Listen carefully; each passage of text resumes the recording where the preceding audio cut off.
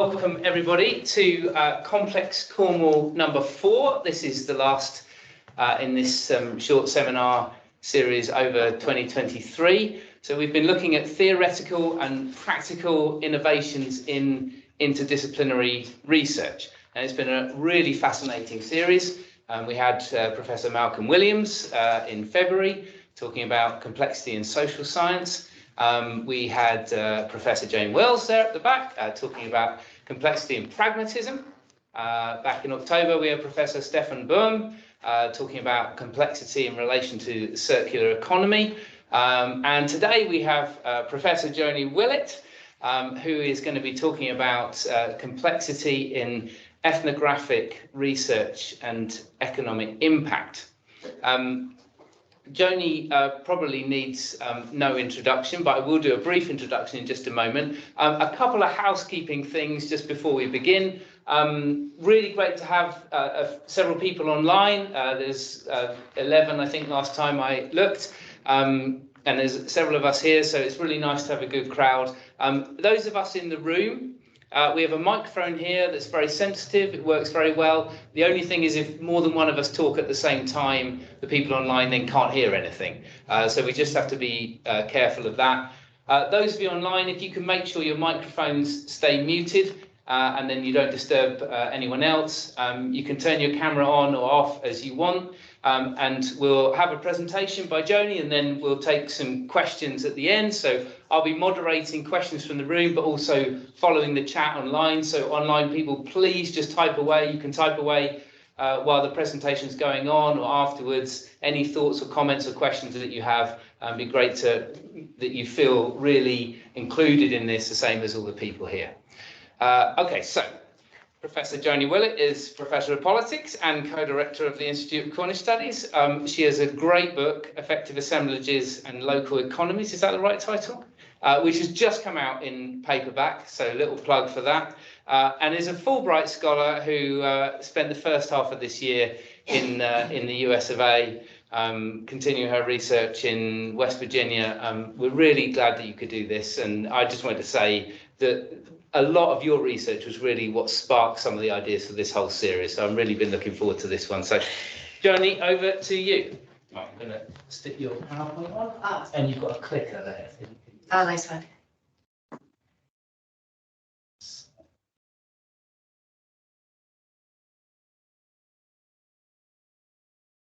Share the screen. Give me 1 second. That's normally my trick. Or else you end up sharing the screen but you end up sharing everything else apart from the thing you really want to. Yeah. Okay, here we go. That looks good. All Sweet. Right, visual clicker. Thanks so much. First of all, thank you so much, Matt. Like seriously, thank you for all of the work that you've done on this seminar series over the past year. It's been absolutely brilliant, and this is the first one I've been able to attend in person because for the first half I was away. But it's been brilliant. It's been really, really fabulous to be able to sort of like be able to see this. And also one of the things that I really love and really appreciate, aside from the very stimulating intellectual discussions that you've been creating and curating, has also been the opportunity for people who are interested in work that we're doing in the Institute or interested in ideas, interested in Cornwall and research about Cornwall. It's been a wonderful collecting ground for everybody. And I just want to do a little segue into what Misty was saying, because we are so aware that there are lots of different people in Cornwall who are doing, not just in Cornwall, but there are lots of people who are doing research about many different aspects of Cornwall. And over the next year, we really want to find a way of kind of like just doing more with you and connecting you up and seeing where that all goes. And yeah, so please sort of have conversations with myself and and Misty over the next, as that all kicks off in the future. Okay, right. Complex Cornwall for ethnographic research and economic impacts. That's a quicker thing, isn't it? No. Right. So this piece of research started off with the question about why, Cornwall voted leave. So my research background is economic development, and particularly rural economic development, and the relationship between identities and economic development. And I've been looking at this ever since I was a PhD student. And one of the things that was absolutely fascinating around in 2016, and I'm sure that you all know this really clearly, about how so many, how we benefited so much, and we had this massive campaign, didn't we, in the 90s, this enormous campaign for structural funding, and then in 2016. The majority of the people who voted in Cornwall voted to leave the European Union, and trying to understand quite what was going on. So Gary and myself did a bit of research, and we actually asked people. It's like, so how come? Why did you vote leave? We asked people in Cornwall, and one of the things that was coming up massively was people were telling us that well, structural funds didn't benefit them,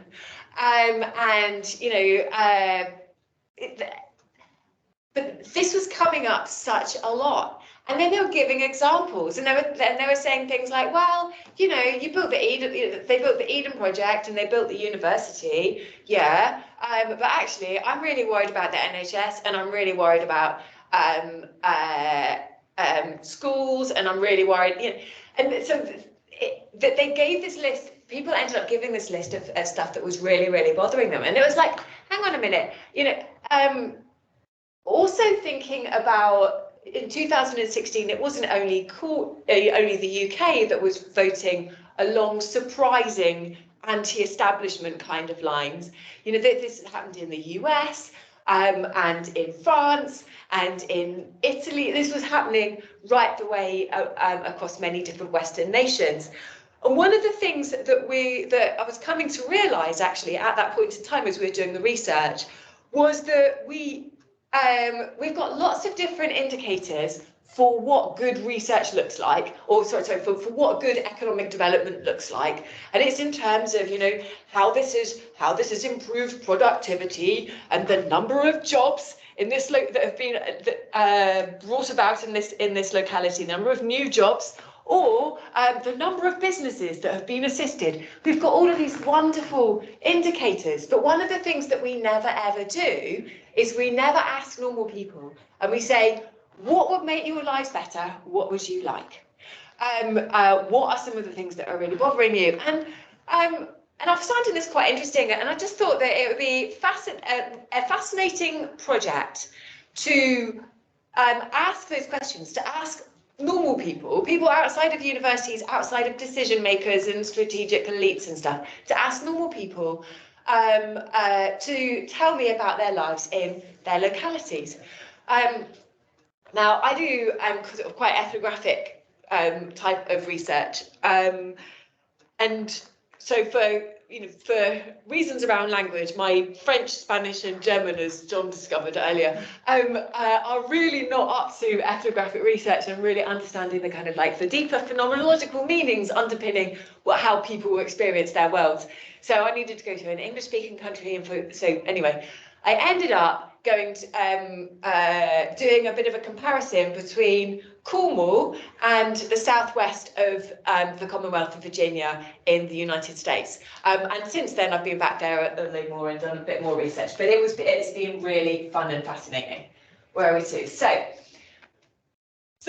I'm just going to give you a bit of an overview about the theoretical ideas that I explore in my work, or that I use in my work. Because the theory, for me, is very much a tool. It's fun and it's interesting and it coheres with the inside of my head. But it's also a way. It's like a pair of glasses. It's like a lens that can go over how I'm looking at the material, and yeah. So the lens that I spend a lot of time working with is the idea of the complex adaptive assemblage. I think it's probably easiest now if I go right to this next slide. So the assemblage, or the way that I imagine it in my head, it's kind of a little bit like this. So if you imagine this, imagine that this is an assemblage of Cornwall, and it's made up of lots of smaller things. So Cornwall is like the object, and these nodal points of a network are all things that are connected to this object in some way or another. So let's see. This is the university here. Let's just imagine this is the university where we're sat, and even if you're not sat in here, you know, you're still connecting to it with kind of tentacles or with effective lines of flight, if we're going to use Deleuze's kind of language, that extend to many other parts of the assembled Cornwall. So Cornwall is one big assemblage, but it's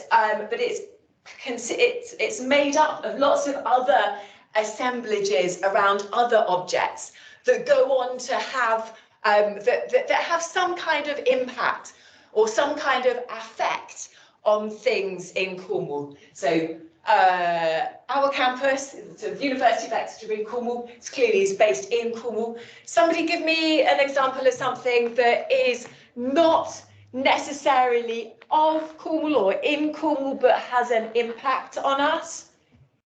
Network rail. Network rail? Ah.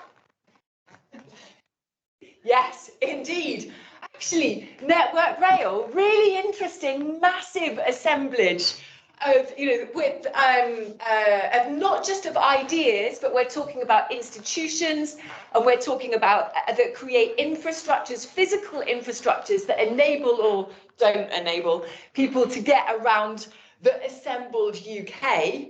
And of course, Network Rail and their infrastructure sort of plugs into Cornwall, but it also, most of that assemblage is kind of outside, but it still goes on to have a massive impact. Now, so over the next bit of this presentation, I think some of the things that we're going to be thinking about in particular is about how things connect. So let's just imagine. Again, here we've got the assembled university in Cornwall, University of Exeter in Cornwall. Over here we've got, Bude. Nothing against Bude whatsoever. It's a mighty fine place. However, it's a long way from the university, isn't it? Actually, you've got the university here. Other side, you've got Bude.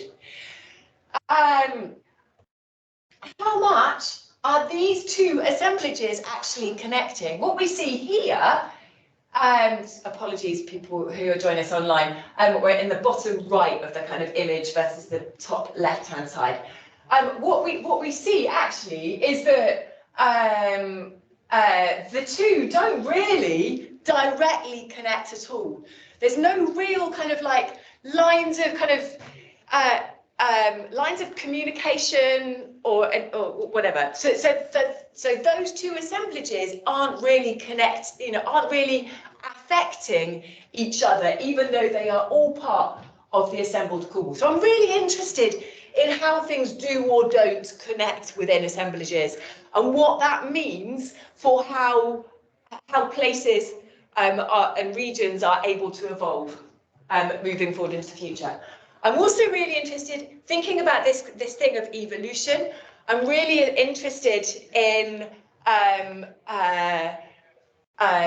why things evolve in the way that they do, or whether some practices, some stuff happens in ways that actually inhibits things evolving in a way that benefits this section of the community, although it might benefit this section, if that makes any kind of sense. And hopefully that will make a bit more sense in a minute.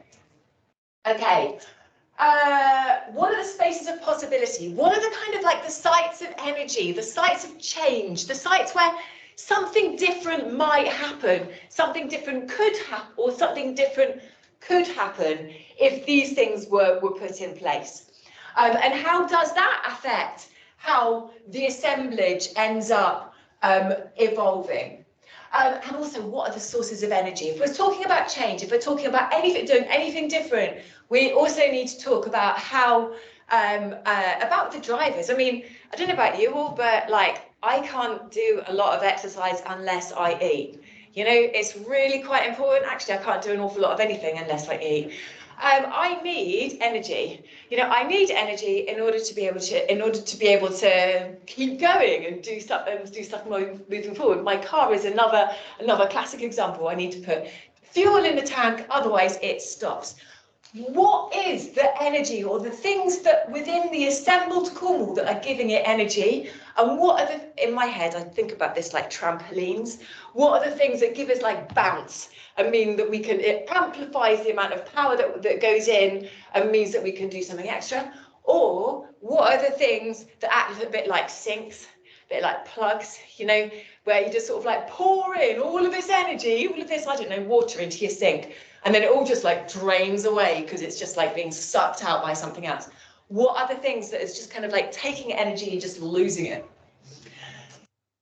And this is also really important to me, what are the affective meanings that are attached to different practices in institutions, culture, heritage, objects and things, etc. So, for example, let's think about the university. What are some of the meanings that people attach to this object of the university? Now, maybe the meanings and the feelings and thoughts and attitudes that people have towards here are reflected in, or draw on the fact that there's been a campaign for a university, or there was a campaign for a university in Cornwall for, oh gosh, definitely all of the 1900s, right? You know, from about 1900 right the way to the new millennium, the millennium. You know, that entire century there was a campaign. There probably was a campaign before that I just can't think about, but I'm sure somebody else might remind me. You know, this is something, you know, it was a central part of the campaigns for better economic development in the 1990s, the call for a university in Cornwall. But how people imagine this campus is also going to be overlaid by a set of affective meanings around how people felt that it was the University of Exeter in Cornwall rather than a University of Cornwall, which upset some people. Although maybe those meanings might have changed over time as people, you know, because people might feel, well, University of Exeter in Cornwall's all right, isn't it? Good university, doing good stuff. Or alternatively, people might think, it's not really so great, and how actually does it benefit me? Or does it benefit me? So there's all kinds of, how we feel about institutions affects enormously how we are able to go on and interact with them. Okay, I feel like I've rattled on about that for enough. Right. So in practical terms, what did I do? So part of the reason for juxtaposing, or for having two case studies, one in an area that I knew really well and one in an area that I did not know at all, was because I'm really aware. So I'm from Cornwall. Actually, my dad went to school with somebody in our audience who were here, which was really cool. And yeah, anyway, you know, I'm from Cornwall. I've grown up here. I have only ever lived in Cornwall. I know Cornwall. I have got a really good understanding of how Cornwall works, you know, or at least how, you know, the Cornwall that I see works anyway.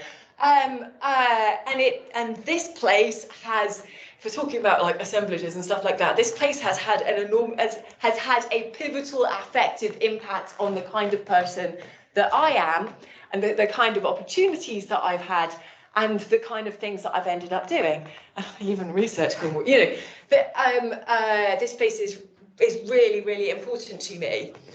However, what that means, what that can mean, and I've really noticed it doing this research, is that sometimes we're not necessarily seeing what's in front of us. We're seeing what we imagine to see in front of us because we know somewhere so well.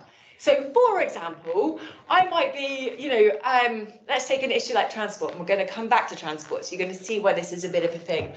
But I might go, do you know what? Transport in the 90s, it was rubbish, but, you know, there was, you know, it was there. So I might completely bypass that as a set of questions, just because I've got a knowledge about it that means that I've decided that I'm going to discount looking at this particular topic area.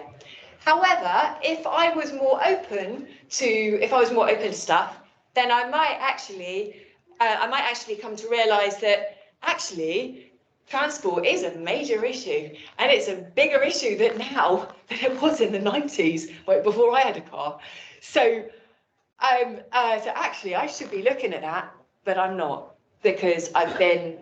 If I'm going to use the phraseology of the philosopher Bergson, the object that I see in front of me has become cloaked by my memory. I quite like that as a metaphor. So, doing some work in Southwest Virginia, somewhere I had been for like literally a couple of days before I rocked up there and spent 3 months and had the time of my life. It was brilliant. Definitely recommend it for all kinds of different reasons. Southwest Virginia, Appalachian Mountains, very good.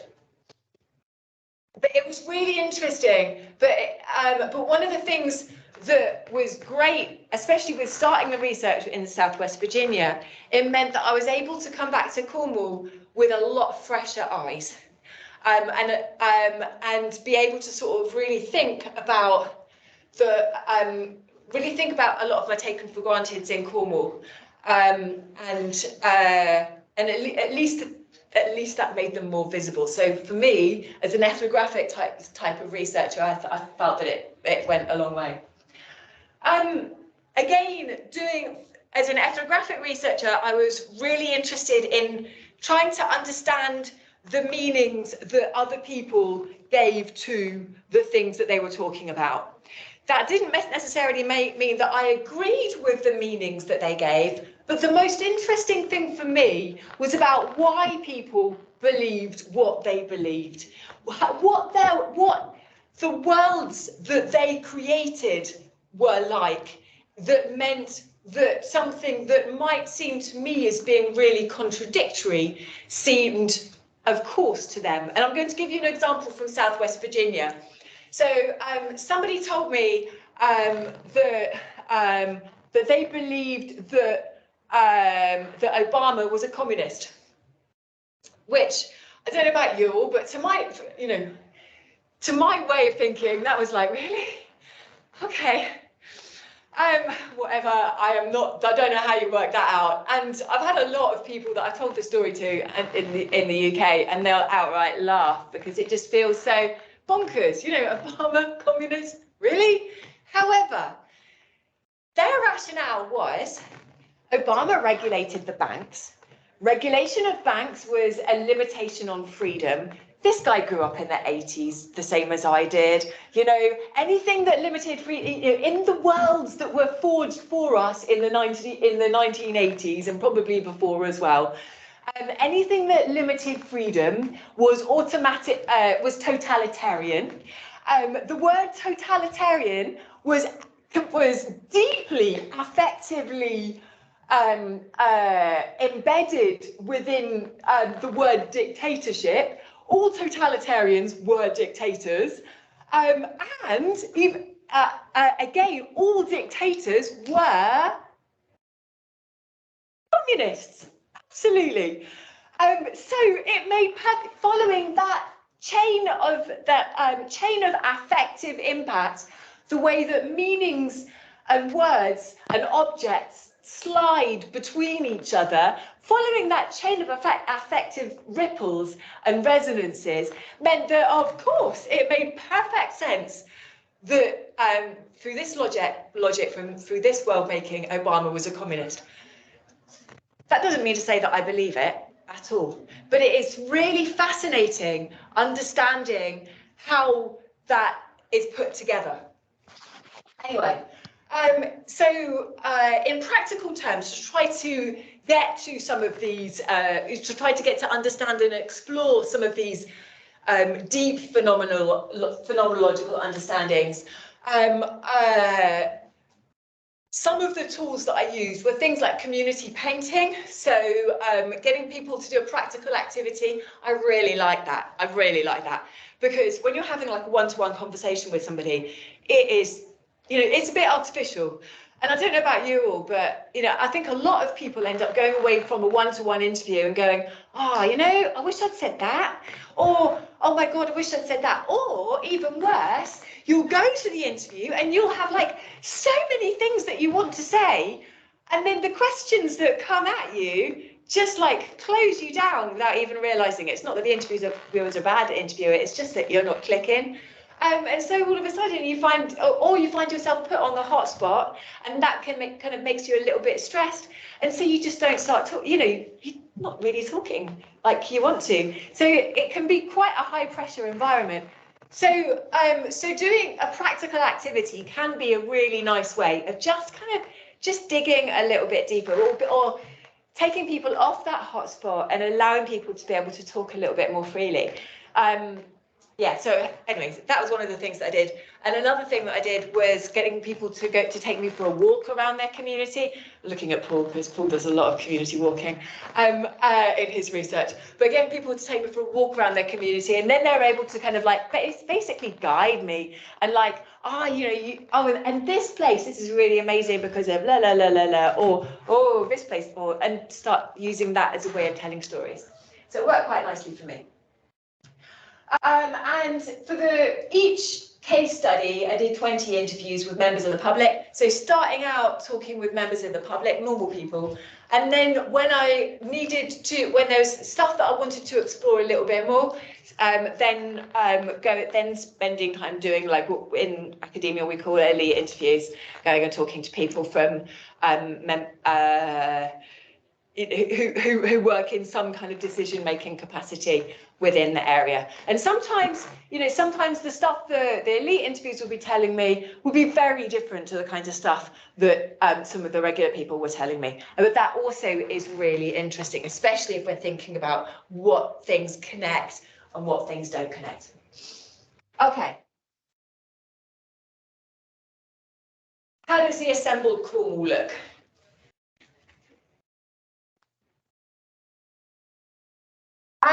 This was really quite interesting. So I'm just going to kind of walk you through a few of these interview quotes. And I'm really aware that we've got somebody in the audience who's also doing some research into kind of like how Cornwall was constructed in terms of tourism and stuff like that. I wanted to introduce you to start out with Rosa, who she was Cornish American. And the part of America that she'd grown up in had been the kind of rural that we just do not have in the UK. This is like American rural. Seriously, it can be incredibly remote. We just don't have anything. And just for an example, a Montana minute is where you have to drive 2 hours to get to a place, you know, and that is just down the road. So, you know, we're talking about a very different scale here. Anyway, so Rosa was talking about her experience of moving to Cornwall and being absolutely gobsmacked. So she was like going into souvenir shops in the locality that she was living in. She was going into souvenir shops and being completely blown away by the idea that not only did people want to come to Cornwall, and coming from where she had grown up, people just didn't want to come to her town at all.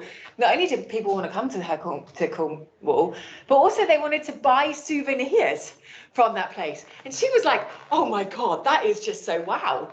So it was really fascinating, actually exploring some of those kind of like taken for granted. Anyway, but one of the things that means is that actually Cornwall has an affective impact that goes well beyond just Cornwall.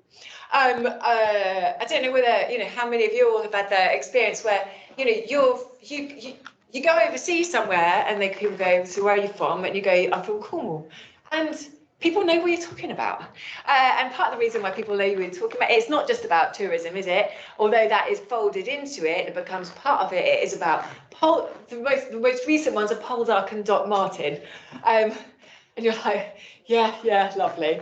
I grew up near the Port Isaac area, so Doc Martin and me, we have a strained, maybe a more strained relationship than some people would, but that's okay.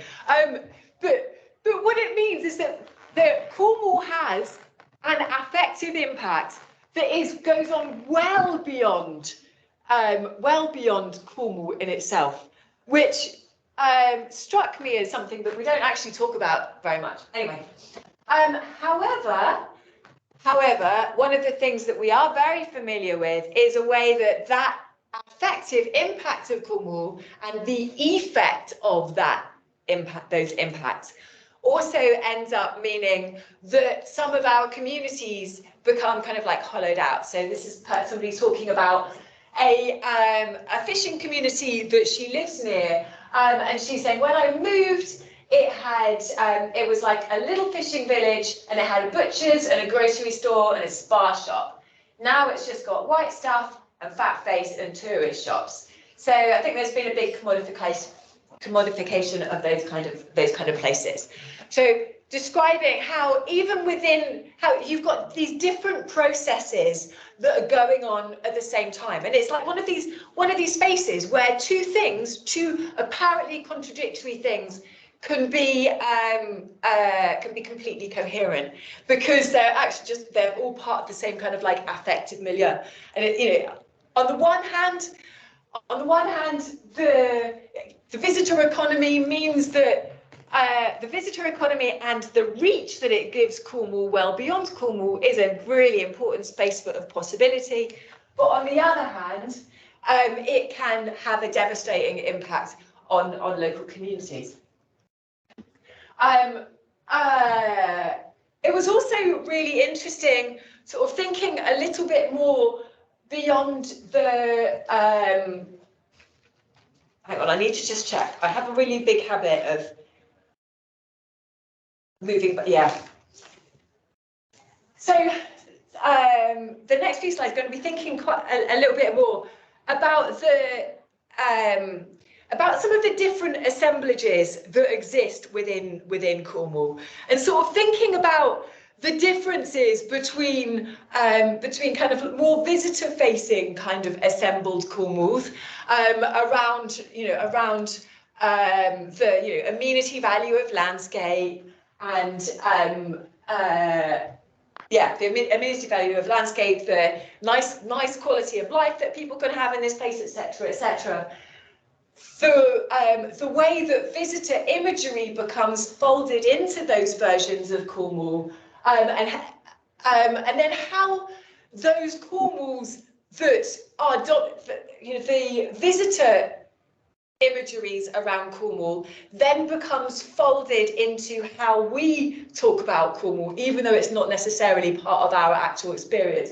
So this is something we're going to be looking at, and about how these become self-replicating feedbacks that can become quite difficult to change. So let's think about some of these coexisting assemblages that occur. So Erin here talks about how Cornwall almost suffers from being such a lovely place to be because there's one tourism aspect that means that quite a few people move down because they're trying to get away from things, and they see Cornwall as that haven where they can come. Certainly when I was, and it's quite interesting. This is something, yesterday I was at a seminar about, an online seminar about rural economies and rural development. And it was really, there are people at this seminar from the Outer Hebrides and from Italy and from the Alpine ski areas, and from Turkey. So there are people from rural areas with a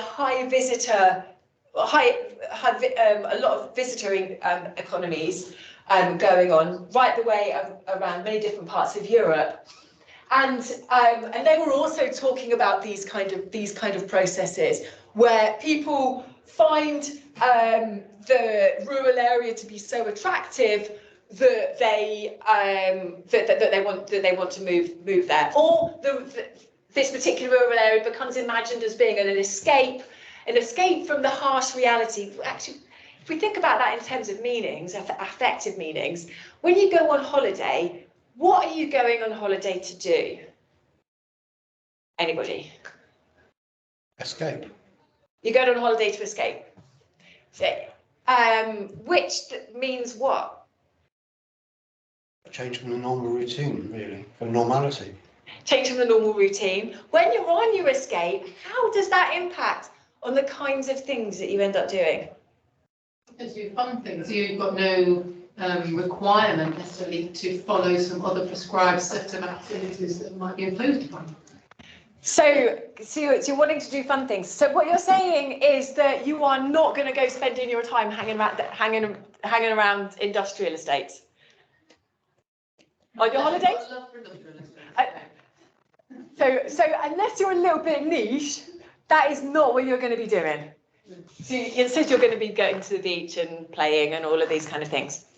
So that whole kind of like that affective notion of escape, of being a place to escape to, or one of the things that Erin is highlighting here is that the idea of escape becomes deeply folded into how many people experience Cornwall, and the kind of research that people have done before people end up moving to Cornwall as well. Not all of the time, but often.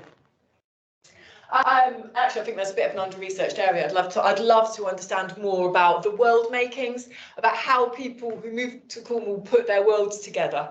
I think that would be really interesting. Yeah. I know they're doing some research around that in Scotland, actually, in the Outer Hebrides, which I'm looking forward to keeping up with as the project goes along. Okay, on the but then we have people like Amy. So Amy provided a very different experience of Cornwall, an experience that's embedded in poverty. So Amy's child, up to the point that Amy's child was 6, truly believed that one of the things that you did every year was move home, because the family were living in rented accommodation, and for complicated reasons, well before the whole COVID stuff, for complicated reasons ended up moving every year. Anyway, so Amy says, deleted the name of the town, it's beautiful and all of that, but my God, it's tough. I mean, we're coming to the end of winter and everyone's feeling a little bit gnarly, you know? We've been wrapping up and it's been a tough winter. It's cold, it's windy, it's lonely. If you're a boat, if you're in a caravan, you'll be shaken by it. Yeah, you can call it romantic. And if you're making a choice and you know you have options, then you can live like it. It's romantic. If you don't have choices, if you're there because you have to be there, because you can't find anything that would feel more secure, then the romance has gone. So what we've got a stark contrast here of different assembled Cornwalls, right? We've got a Cornwall that is a Cornwall that is laden with visitor type of imagery that ends up going and creating a very specific type of version of reality. And then we've got another type of Cornwall that's embedded in precariety. And of course, Amy doesn't speak for everybody in Cornwall either, but a Cornwall that's embedded in a very particular type of precariety that creates a very different type of version of place. Sometimes one of the I was noticing a lot of nostalgia. So you'd ask people to talk about Cornwall now, and so frequently people would end up talking about a sadness for what they'd lost, or about that might have been real or it might have been imagined. So once it had been Graham, the interview that Graham was a part of, a number of the people in the group were talking about how the kinds of economies or employment sectors that they had been employed in had disappeared, or if they hadn't disappeared, they'd, like in academic speak, we're saying neoliberalized. you know, they'd become much more individualistic, much more kind of rational, much more about like the bottom line, and a lot less about kind of like community stuff. So Graham was talking about how you knew that your bosses started off as a tea boy at 14 and he had to do every job on his way up until he qualified to become a captain or a manager. They knew how to respect the men, and they did respect the men. But the new company was rubbish. They really don't care. So, you know, constructing this narrative of like of the good old days, which in some respects is a rhetoric or a sort of a nostalgic trope of sadness and loss, is something that we've had, you know, that's a set of affective movements that we've had within Cornwall for quite some time. So Patrick Levy-Willett, for example, who did a lot of work in a few years ago now, about people who moved from Cornwall in the, you know, like in the 1800s, you know, talks a lot about kind of like landscapes of loss and landscapes of death and that trauma of having so many young people leaving a place never to be seen again, etc., etc. But one of the things that I was ended up picking up within this, you know, within these sort of narratives is the idea is a disorientation about the way that economies have changed. So in many respects, what was happening was that the jobs of the past were familiar and people knew what was going on, but what they didn't really know was what was going on now. So hang on, I'll talk a bit more about this. Right, going to this first very, very briefly, and then going to go back to navigating employment and stuff. So Bergson's cone of memory, literally, I use this I think a lot in images, and so this helps me. Might not help you, and in which case I'm sorry, but it does me. Anyway, so, right, this is Bergson, Henri Bergson. He develops this cone of memory, and inside the cone is the memories of everything, individual or collective, that has happened in the past. So this is like everything, all of our individual and collective memories. This point of debate, point S, so the point at the base of the cone, that is the present, that's now. And what is happening, according to Bergson, what is happening is that in the present, at point S, now, we're making a decision about how to act by making an appeal to memory. And then, yes, we make an appeal to memory, and then we sort of like sift through what memories it is that we need to look to or to appeal to, that then helps us to decide what is going to be the best way to act in the future, right now. An example that I give, just to describe a little bit about how important this kind of is that, have any of you had that experience where you are, you get into a car that doesn't have a key, it's got a push button start. Like, what on earth? And you get into the car and you automatically go for what? You automatically go for the key, don't you? Absolutely. You know, you sit in the seat, you could put the key in. What? No, you've got to press a button. Oh, and you've got to put your foot on the clutch. That isn't like it used to be. It's very, you know, my appeal to memory, starting up a car that needs a push button thing, gets a little bit complicated. It means that, actually, let's wind this back a little bit. Can you imagine going straight from a car, you know how like in the old days, I'm feeling like that person now, but not too long ago, you didn't need to put your foot on the clutch when you started up your car, right? You just put your key in the ignition, turn the ignition, all good. Cars, well, certainly my car, and it seems like every car that I've driven since about 2010, you've now got to put your foot on the clutch. Can you imagine how disorientating it must have been? Like, none of this appeal to memory would have worked if all of your knowledge about how you start a car had been about putting the key in and just turning it. You know, because that's not helping you when you know that you've got to put your foot on the clutch and press a button. The point I'm trying to make is that feedback loop between what we see in the present, or the issue that we're trying to navigate in the present, and our memories.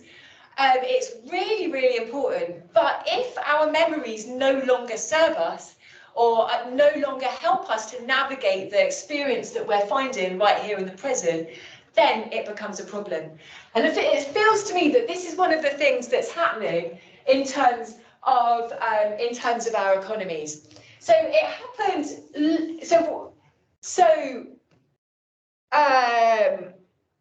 One of the things that I asked people was to tell me about the Cornish economy, and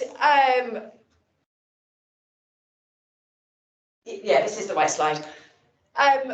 One of the things that I was finding, and it was fascinating to me, is that very frequently, most of the time, literally most of the time, you'd ask people to tell you about the Cornish economy, and you'd get some version of, yeah, well, fishing's gone, farming's gone, mining's gone, all we got left is insert expletive tourism. That was kind of like a very, very familiar, what I'm calling here a first order response. That is the automatic kind of response. It's only when you start digging a little bit more and being like, come on, really? Like, everybody works in tourism. You work in tourism? And then you get what I kind of call a bit more of a sort of like a second order response that requires a little bit more reflection rather than your immediate go-to. So then what you get is, oh yeah, my mate works in this sector. Pretty sure my cousin does that. And then all of a sudden you start getting a couple more industries becoming a bit more visible, but they're definitely outside of the visitor economy. And then when you start digging a little bit more, or you start just like, you just start getting people to talk a little bit more, then you hear you start moving beyond friendship groups and people I know, and then people start thinking about stuff that they've heard. So here we've got Ben saying, yeah, and there are actually computer game manufacturers and computer games programmers who work from Falmouth.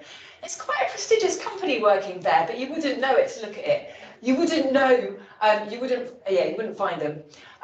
Or Jonathan, King's College Hospital's got a place in somewhere, like a satellite place. It looks after all of its IT issues. It's very, very remote from King's College, but there you go. One of the examples that I quite like, wasn't in this research because of something that's been in other research that I've done, is that Cornwall actually has a really cool and feisty clothing sector. Actually, is that true or false? Does Sea salt. Sea salt, yeah. 3D. Sea salt, Finisterre, 3D, any others? Frugy. They're not made here. About that as well, can't we? But I'm also thinking Gull International, right? Higher education. Huh? Another area. But what? Industry in Cornwall. But it's that, oh yeah, hang on, I've got a really cool clothing anecdote for you. Did you know that Ugg boots were invented by a Cornish company? You know those like warm sheepskins? Huh? No, the Australian company bought the rights to them, but they bought the rights to them off Celtic & Co, who are based in Fradden. Yeah. Anyway, and it must be true because it's on their website. But the point that I'm trying to make is that actually there is much, much, much more to the Cornish economy than, there are some really rich and textured, fascinating, interesting stories. But much more fascinating and interesting than some of the responses that I was getting. So one of the things that I was picking up there, I'm also really aware on time and I'm rattling on like crazy because I'm having fun. I don't know whether you all are, but it's about me right now. But one of the things that I'm sort of picking up from that, let's just like wind back many different slides. You know how right at the beginning, we were talking about things that do or don't connect. And and we were talking about this assemblage here in the top left and the assemblage here in the bottom right, and about how they don't look like they intersect very much at all. And we could, for me, these kind of things are happening with regards to Cornish economies. We've various stuff going on, but the intersections and the connections just are not there. People are not getting to, or information is not getting to be shared adequately around the local economy, which enable people to be able to successfully navigate it moving forward. Yeah, and this is where not having the niche interest of enjoying going around local industrial estates, not having that niche interest is a real problem, because like if you don't, then how are you going to come across Celtic & Co? Do you know what I mean? They are like based in an industrial estate in Fradden.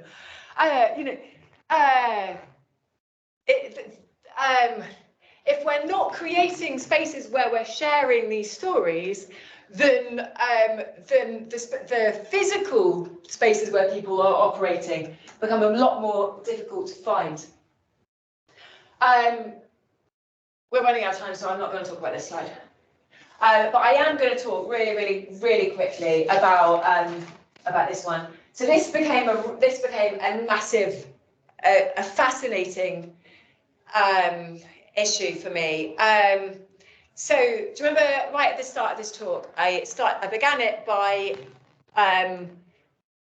with the problem of why Cornwall voted leave, and about the research project that Gary and I did in 2017, where we found that people voted leave, or people were telling us that they were voted leave because structural funding didn't really address the issues that really mattered.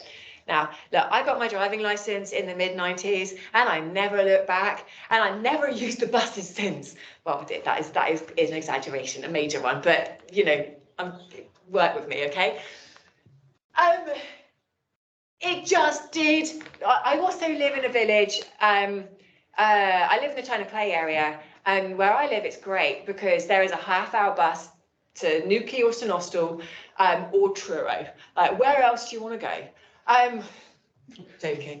Lots of other places, but for Cornwall, it's quite a good bus service, I think. Anyways, it just didn't even occur to me. But all of the time, like seriously, it came up a lot that the rubbish bus service that we've got here in Cornwall is affecting people in severe ways, really severe ways. Whether we're talking about people who, even when there was a bus service, I mean, it's changed a little bit now because there's been a lot of investment and buses are cheaper. But people were I was being told about this one young person, this is a real young person actually, who was in one town. The bus to this town where he had his apprenticeship was going to cost him it's going to cost him £9.20 a day. So £9.20 a day, and he was going to be earning 117 a week. Are you going to stick with that apprenticeship unless you are so committed? Probably not. I was hearing about, right, post-16 education, right? You have to go to college. That is like a legal requirement. And it's not just a legal requirement. It's good for Cornwall. It's good for the UK. It's good for individuals. It's good for all of us to upskill, etc., etc. I was hearing frequently about young people who live in communities, many of our communities, where to get to the bus to go to college, you had to go. You're smiling. You know the story, don't you? Well, my husband, who grew up on the Lizard, yeah, the lovely 2.5 hour bus trip to get to Truro and then back again. Yeah. So 2.5 hours each morning and each night, 5 hours on the bus to get to college. That's bad. Did the bus pick up right where he lived, or did he have to go somewhere else? He had to walk because I had to walk 1/4 of a mile, I think. It wasn't too bad, sort of like the end of their road, where they were. I can't remember whether he said he had to actually change at Helston as well, whether it was a 2-bus thing or not, I can't remember. But obviously this was all, as soon as someone got their driving licence nearby, it was like, whoa, yes, lift please. But he has very memorable stories of the ice cold bus, particularly in the winter, because it was kind of one of those really old, sort of cogged out buses. But yeah. Can I take you back to Bude at the beginning this afternoon? On summer Sundays, there's a bus every hour from Newquay to Bude. How long does it take? 4 hours each way. Because it goes through Port Ives and Glendalough and all that way along the coast. So if you want to go to Bude for the afternoon, it's an 8-hour journey up and back. And that's if it's running, but I did actually try that, and the bus was cancelled, so. A few years ago, I went over to Stuttgart for a conference, and I stayed in the suburb, and the train station was, a few yards away, and the trains ran into the centre every 10 minutes, like clockwork. They were beautiful trains, they were clean, they were not crowded even in the rush hour. Why would anybody take a car into Stuttgart? For what? They were cheap. If you're a pensioner in Germany, over the pension age, on a Sunday, you can travel on the train system in Germany anywhere for free. And there's a couple of little points I want to get in there. So your lizard example, brilliant one, really, really brilliant one. I was also hearing about young people who their college bus picked up 3 miles away from where they lived, like 3 miles. Actually, that is pretty much a non, unless you've got good networks, and you may not. If you don't, it's a wonderful way of reproducing inequalities, right? Making sure that people who are already vulnerable and already precarious find it really difficult to get essential education in order to be able to get good jobs, etc., etc. Really crazy. Also, I was hearing massively about older people who are not, I can see you nodding like crazy, older people who, for whatever reason, no longer have their driving license. I was hearing about a woman who had this mammoth several hours bus journey to get to a doctor's appointment, and then the buses had been late and had been berated by their doctor for being late. Really? But these are stuff that I was hearing a lot. Are some of these problems about transport, or are some of these also problems about the way that for example, doctors there, that it's so far away? I mean, transport perhaps is one lens to look at it through, but it also could be about the distributed locations of colleges or public services. Yeah, and but the point is that it's difficult for people to access those nodal points. And I was hearing, I'm gonna wrap up very, very shortly, because I think we all need to talk. Or other people need to talk, not me.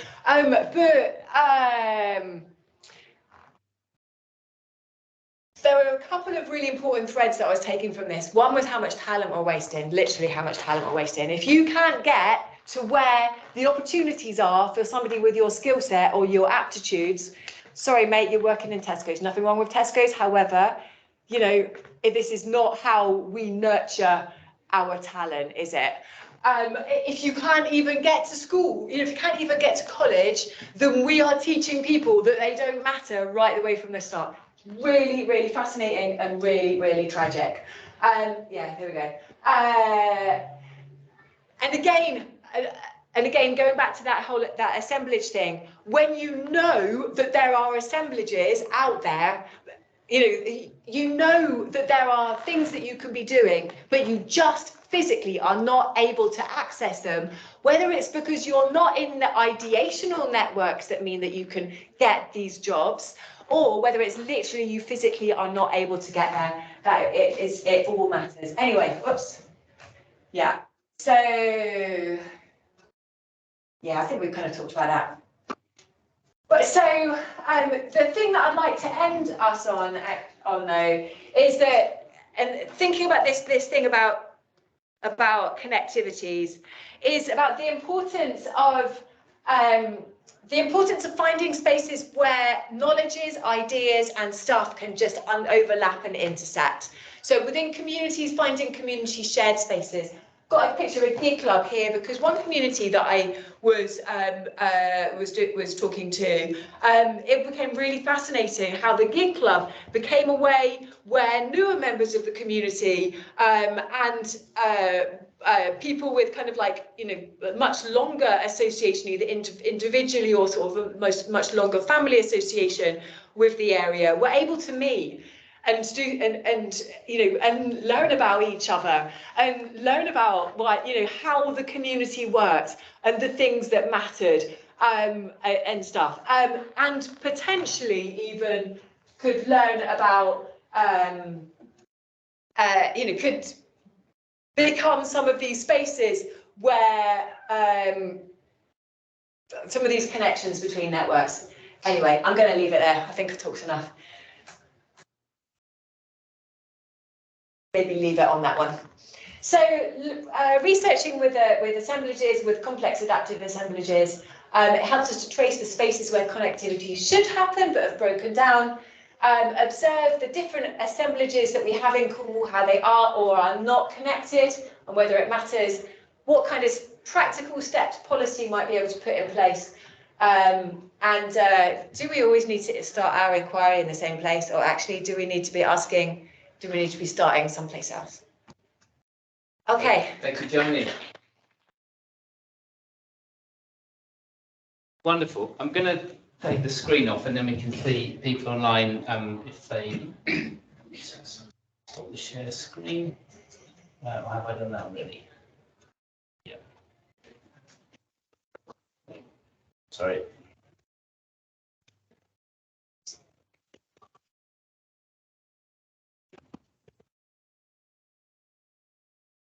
Okay, there we go. Some questions or comments. We've got until 4:30. I'll be monitoring the chat. There's a few comments in there already, so I'll read some out. People have got questions here to talk about. Thank you for such a brilliant presentation. It's a wonderfully sophisticated, I think, theoretical model that you developed that you've then put into practice through ethnographic research, and that in itself I think is a triumph, so I really appreciate it. But let's talk some more about the details. So who has questions? Okay, we have one here in the middle. Kind of got two. Is that a bit greedy? It might be. Go with one for now. Okay, so the one I was thinking, that lovely Bergson's cone, which I want to put an ice cream in.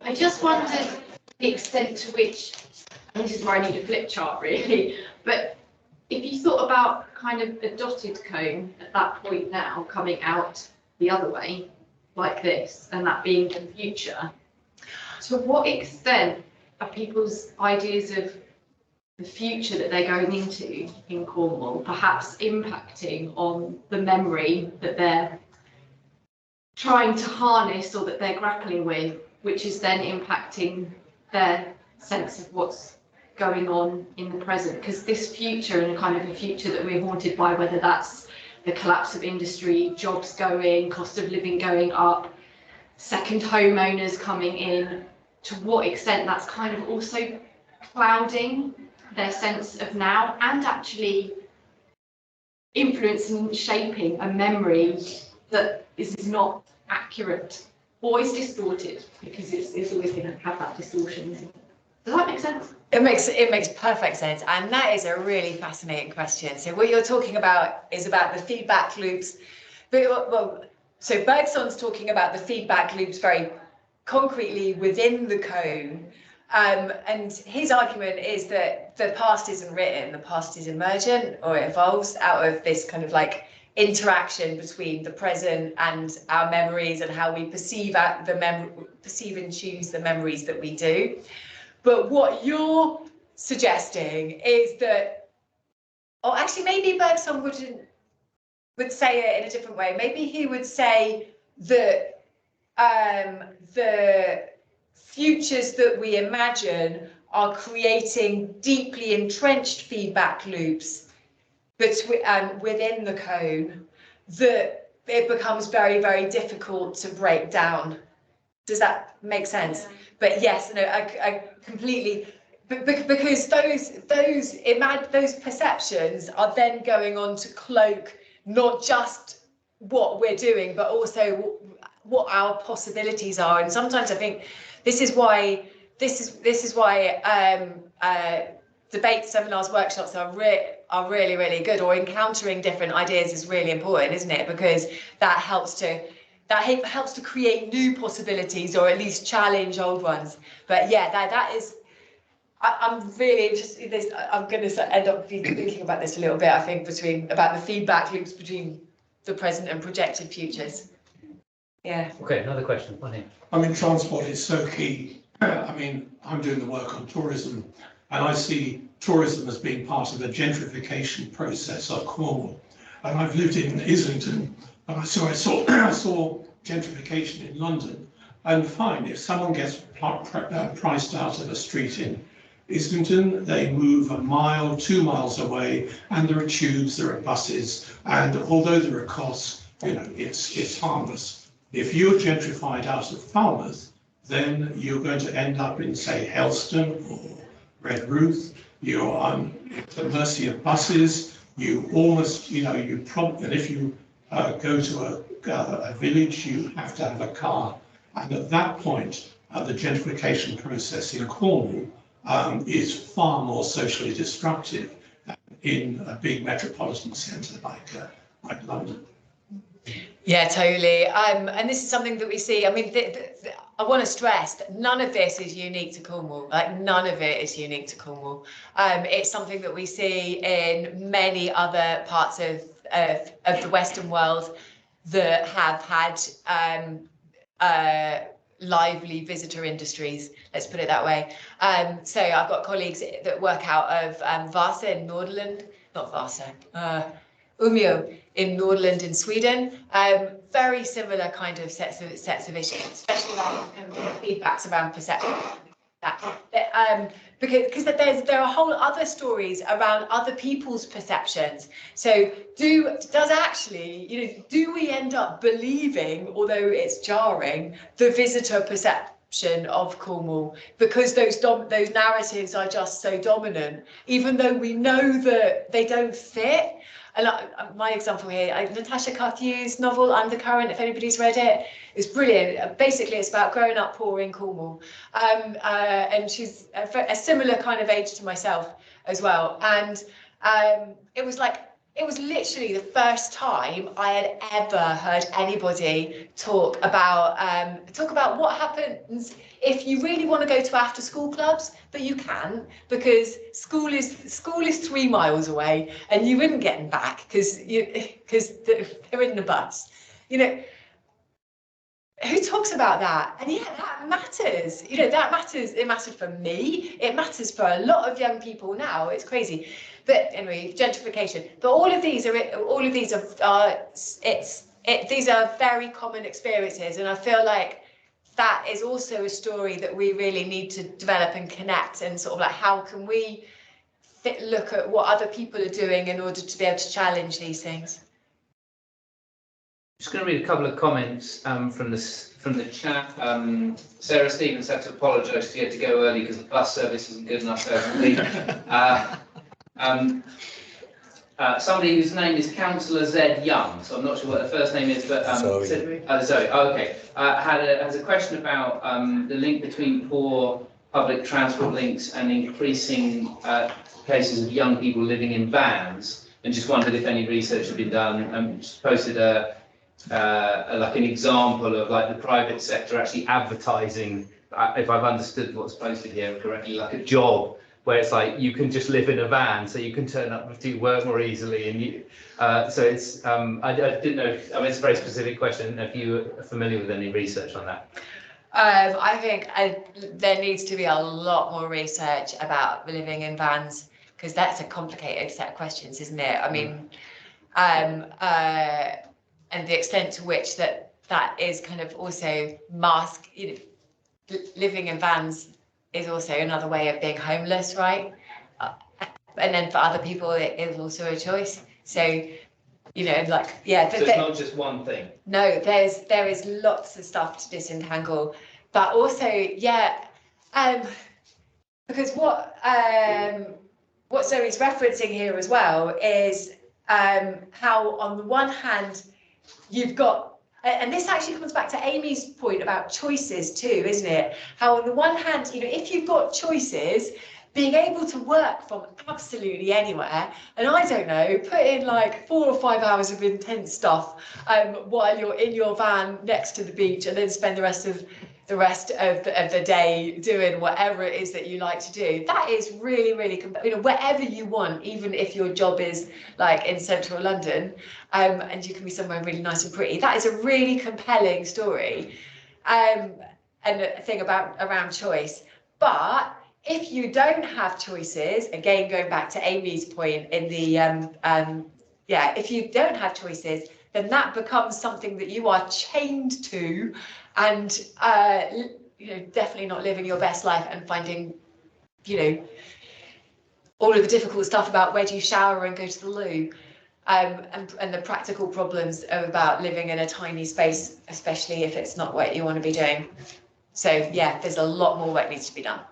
Yeah, I'm going to ask another question from the chat. So Matthew Thompson has put a couple in. I'm just going to ask the first one. Thanks for a great lecture. Sorry not to be there in person. I'm interested in Joanie's thoughts on any feedback loops of effective impact between visitor and local life worlds.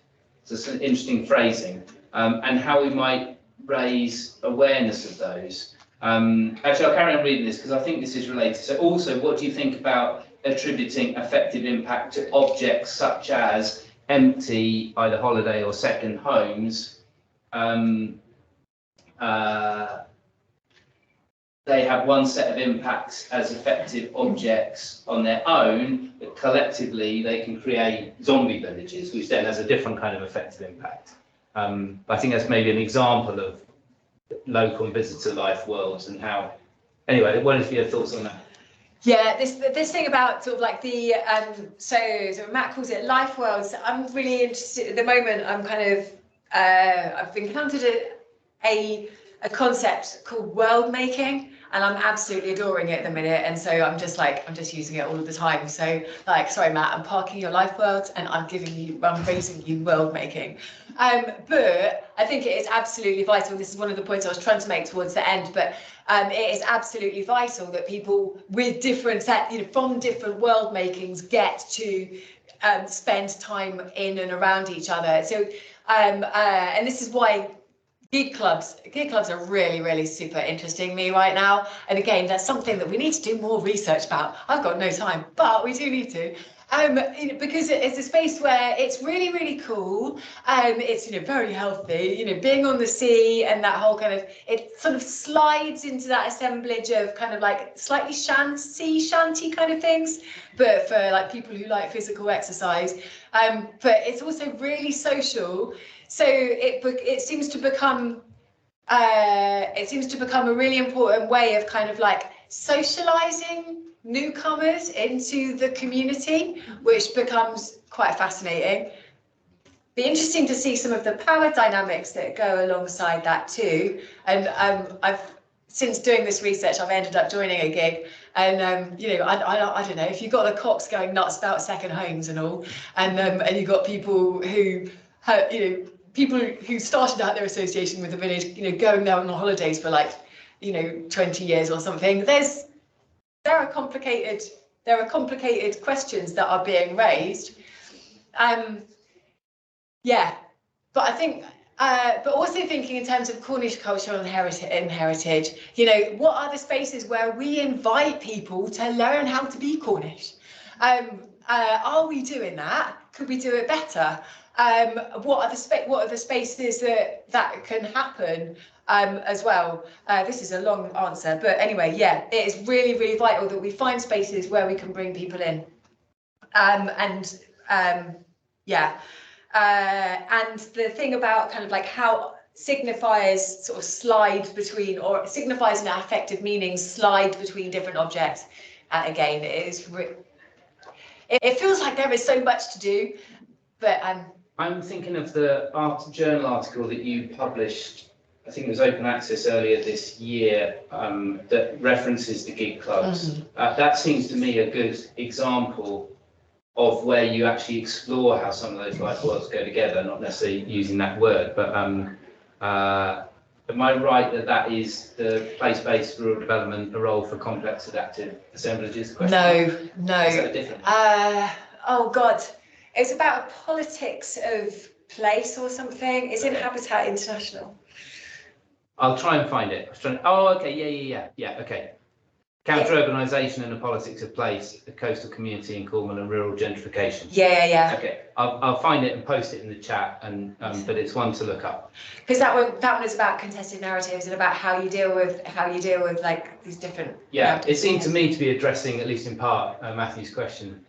Okay, other questions from here. One at the back. I think another group parallel to the gig clubs are the wild water swimming clubs. Yeah. Year round. I mean, I could just think an extreme example, all the people who swim every day together in Nippy Harbour, whatever the weather, and take their thermoses with them to pour hot water over their ankles when they come out so they can walk them. You know, but I think that's another group that draws people in. Yeah. Very similar. Yeah, no, full disclosure, I've been doing open water swimming since before it was cool, darling, of course. But yeah, no, absolutely. And it's also really fascinating in the little sort of subgroups and stuff. Yeah, and how they, no, I completely agree. Question here, yeah. In terms of the industrial estates, I'd just like to recommend to anyone who's visiting Wadebridge to pop into Dunvet Business Park. Ah. Nearly 60 units, all garage-sized, all local businesses. For me, I live in Wadebridge. It operates as a sort of a contrast between the tourist centre of the town, which is always disappointing to me, and then on the outskirts, an industrial estate, which is full of local businesses, serving the residents more than the visitors, which just gives a totally different vibe to the town, for me. Dunvet, is that near Tesco? Just near Tesco's, across the road from Tesco's, behind B&M and Aldi. Is that? It's open this year. Oh, really? Because for a long time that was. I grew up in Wadebridge, well, near Wadebridge School. For a long time it was just kind of like a bit of a T junction, and then kind of like you got Aldi and stuff there. Developing. Ah. So that's exciting, I think, for me, who lives in Wadebridge. But in addition to that, I was interested in one of the bullet points on one of your earlier slides, spaces of possibility, and perhaps that is what you meant, or perhaps it can refer to the gig clubs and practices such as that. But and I'm also thinking of that in terms of the relationship between Bude, the distance between Bude and where we are now, and how far away it is. Yet people in both places share similar enthusiasms outside the official structures. So, for example, I'm a dance enthusiast. If I go for a night out in Bude, I'd be looking for somewhere to have a jolly good kneezer. If I go for a night out in Falmouth, I'd be looking for exactly the same thing there. So, two different communities, but the same enthusiasm is often shared. If I went up for a night out in Truro, perhaps I would also find myself dancing with people from both Falmouth and Bude. So that kind of unofficial practice, unofficial culture, kind of occupies the space that separates the assemblages. Is that to understand space and possibility? Yeah. So you're talking about intersections there, and about the sort of the creativity that you've got in those intersections, and about what you might end up or be able to do with them. So yeah, that definitely makes a lot of sense. But Comment from Gwen on the chat, just saying, she mentioned to you before, Joanie, about doing research into Cornish scoop dancing as a method of involving people in Cornish culture through exercise, so similar thing to the gig rowing. There's a question back here. Can I ask about I love the complexity kind of concept in a sense, because the whole of life, effectively, if you sort of see it in that way, we're having these effective relationships with everything around us, the kind of that which we design also designs us, and the spaces create us. But I'm kind of interested in that sense of the decision making, because there's that kind of point we're all making these micro decisions every day that life is kind of formed from. that if we're always referring back to memory, but you're saying that it's clouded now potentially because rate of change, perhaps climate change will also feed into that, and the rates of the societal changes that are anticipated. Where are we going to find those other references for decision making if we're not always able to feed back into memory? Or is it that we're just going to be making more chaotic decisions because actually we don't have the maybe we don't have the references for making those decisions. It's almost like we don't have that intuitive sense of knowing in this greater rate of change. So there's a kind of, does that make sense? Yeah, and I think this is where being able to share, or information being able to be shared really or as effectively as possible within the assemblage is absolutely vital. So, thinking about how complicated it can be if you've got no reference points in order, no reference points within memory in order to be able to navigate the thing that you encounter in front of you. If you are able to add, if you've got lots of other stuff going on that you're also connected to, then that feedback loop might not work anymore. But you can sift through what else is going on in order to try to find something that is effective, and enabled you to, yeah. So that's going to be a skill that we're going to need to evolve practice potentially a little bit more than perhaps we have done. So, okay, if we think about it in terms of evolution, actually, let's think about it in terms of product evolution. I'm not a market-based person, however, at the moment this works for me. So I've got a new coat. I need to understand, well, that I want to sell people. I need to understand as much as I can about what people want, what kind of physical, natural environment is going on, what the sort of the much bigger context is. I need to know lots of information about that in order for me to be able to effectively evolve my brand and for it to be able to adapt adequately to changing consumer preferences, etc., etc. So I'm evolving, but I can only do that if I've got lots of different information coming in, or if I've got access to lots of different information and I'm open to it. Yeah, but that has to happen because my brand is going to have to evolve. If it doesn't evolve, it's going to die. Similarly, having, if my feedback loop between what's happening now and what's going on in my memory, if that never changes, actually I'm gonna, I'm not going to evolve ever, and that's not going to be good for me either. So there needs to be new information coming into that, and there needs to be the flexibility and adaptability in order to be able to navigate change as well. And maybe that's a bit of a skill set more generally that we need to get. But I mean, for this research and thinking about Cornwall, and for Cornwall as an organism moving forward, we've got to be much better at sharing knowledge, knowledge and information about what Cornwall is and what Cornwall does, to help us, each of us, to be able to navigate Cornwall more effectively, I think. Okay, we're nearly out of time. I think I have one question for you, if I can take the last one. So I'm really fascinated by this idea of this effective assemblage that you've outlined. Is it the case that you would want to make the argument that policymakers who are working out how to implement structural funding, which in the future may come from wherever, at least somewhere we hope, should engage with this kind of research to identify these kind of areas as areas that should receive structural funding instead of, say, new tourist experiences or whatever? So structural funding should improve the public transport network. It should improve the information sharing capacities. Is that the kind of the sharp tip of it, like from a policy point of view? Yeah, totally. I mean, so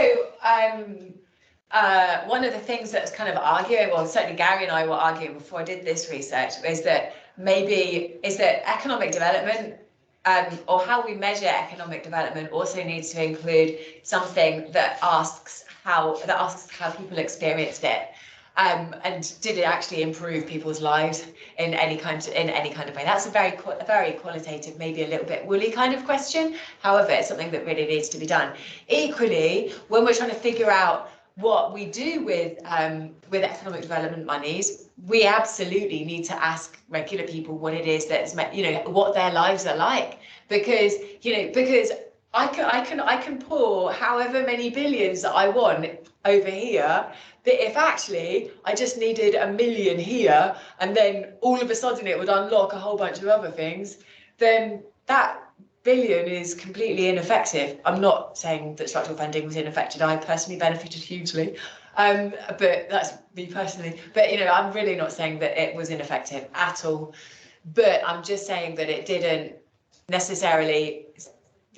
address some very important things that it could have addressed, and that is a missed opportunity. And anyway, so we need to talk to normal people, and we need to ask normal people to share stuff about their lives before we can even figure out what needs to be fixed. Yeah, brilliant. Joanie, thank you so much. And thanks again, Matt, for putting this all on. Sure. I just want to thank everyone for coming and thank the people online for being here. We don't currently have a day in the diary for another Complex Cornwall. This was, we were doing 4 this year. I have been talked into giving one myself. It will be probably late January or early February. So assuming that goes ahead, that will be on Facing Gaia in Truro Cathedral. Translation in the Anthropocene will be my topic, but stay tuned and there'll be more coming out about that in due course, and we'll maybe get more and do it for another year as well and do a few more next year. So, but thanks for coming. And there's mince pies, I think, at the back, and help yourself to coffee, and you don't have to rush off if you don't want it. But it was great seeing you. Thank you. And thanks to Joanie. That was wonderful. Thank you. I'm also looking forward to the Facing Gaia one. Yeah.